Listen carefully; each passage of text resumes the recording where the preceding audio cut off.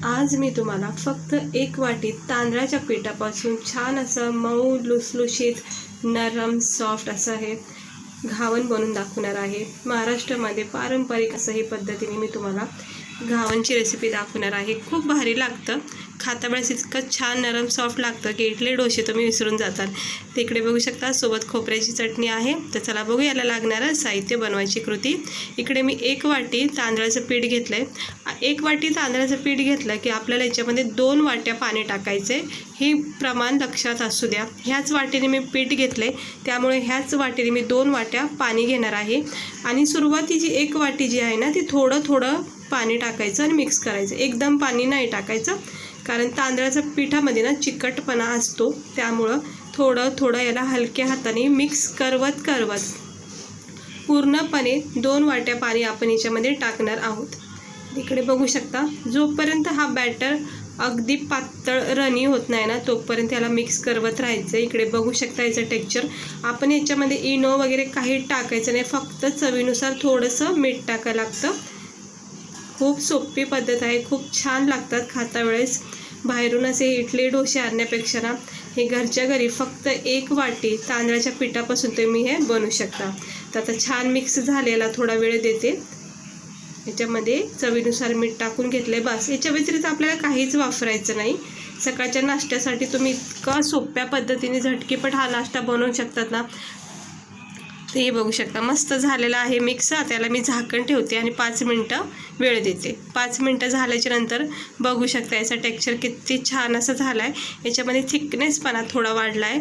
जर जास्त घट असेल तर तुम्ही पाणी टाकू शकता, पण मला हा बॅटर परफेक्ट वाटतोय। छान याला जाळी येईल, कारण पातळ बॅटर झाला आहे मस्त। तर पॅन तापत ठेवायचं।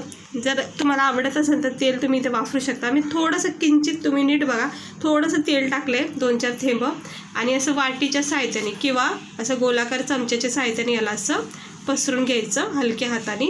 सगळी प्रोसेस आपल्याला हलक्याच हाताने करायची आणि मंद गॅसवर किंवा मध्ये मध्ये हाय फ्लेम करायचा।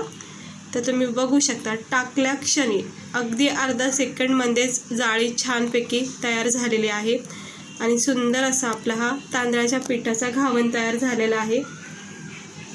हे बघा कट टू कट असं चारी बाजूने याला जाळी पडलेली आहे आणि किती छान असा हा आपला घावन तयार झालेला आहे। हे असं हलक्या हाताने पलटी करायचं तर परफेक्ट झालेला आहे, कुठेच तुटला नाही आहे, कारण आपण मापाचं प्रमाण जे आहे ना ते बरोबर घेतलेलं आहे। त्यामुळं हे जे घावन आहे ते व्यवस्थित झालेलं आहे।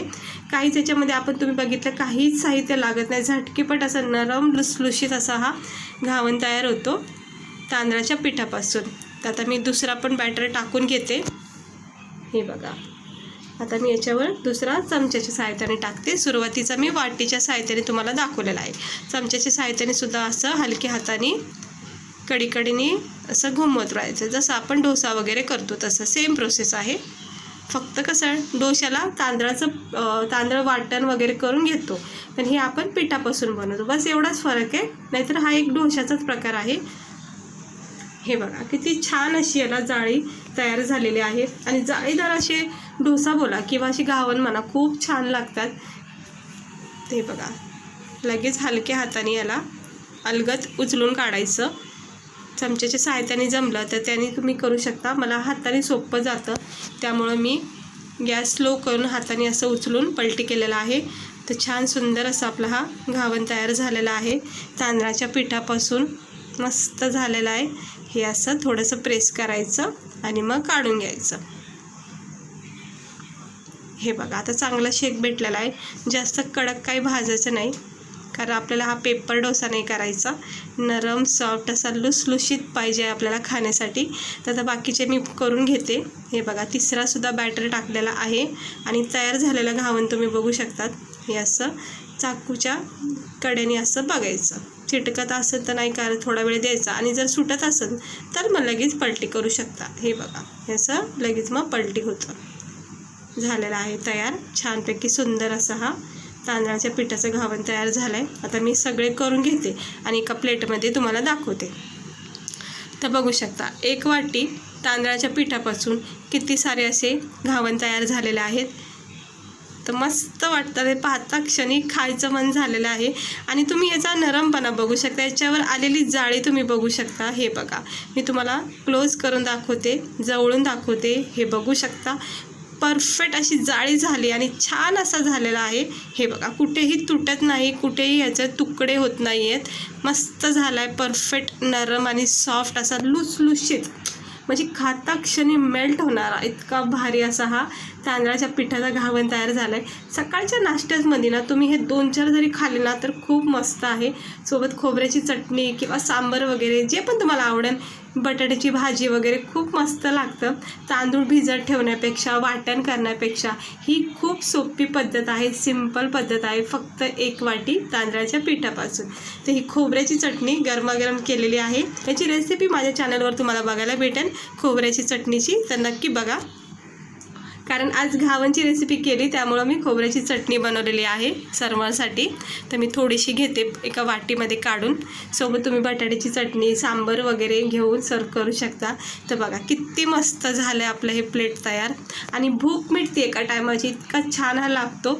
सकाळ सकाळसुद्धा तुम्ही हे नाश्त्याला, हेल्दी नाश्ता हा नाश्ता करू शकता किंवा टिफिनलासुद्धा तुम्ही लहान मुलांना किंवा आपण घेऊन जाऊ शकतो. तर गरमागरम अशी खोबऱ्याची चटणी छानपैकी झणझणीत केलेली आहे तडकेवाली. तर नक्की ट्राय करा ही घावनची रेसिपी. खूप सिंपल पद्धत आहे, काहीही वेळ लागत नाही, झटकीपट होणारी आहे. फक्त मापाचं प्रमाण चांगलं ठेवायचं व्यवस्थित. तर बघू शकता मस्त झालेले आहेत आपले हे गरमागरम नरम सॉफ्ट असे लुसलुशीत जाळीदार तांदळाच्या पिठाचे घावन. तर माझं तर खूप झालं आहे मन खायचं, पण झालं बाकीचे करून घेते आणि मग नंतर सर्वांसोबत खायचं. तर कशी वाटली तुम्हाला आपली ही रेसिपी? आवडली असेल तर लाईक करा. अशीच रेसिपी बघण्यासाठी चॅनलला सबस्क्राईबर करा. चला भेटते मी तुम्हाला पुढच्या व्हिडिओमध्ये. स्वस्त राहा, मस्त राहा आणि काळजी घ्या.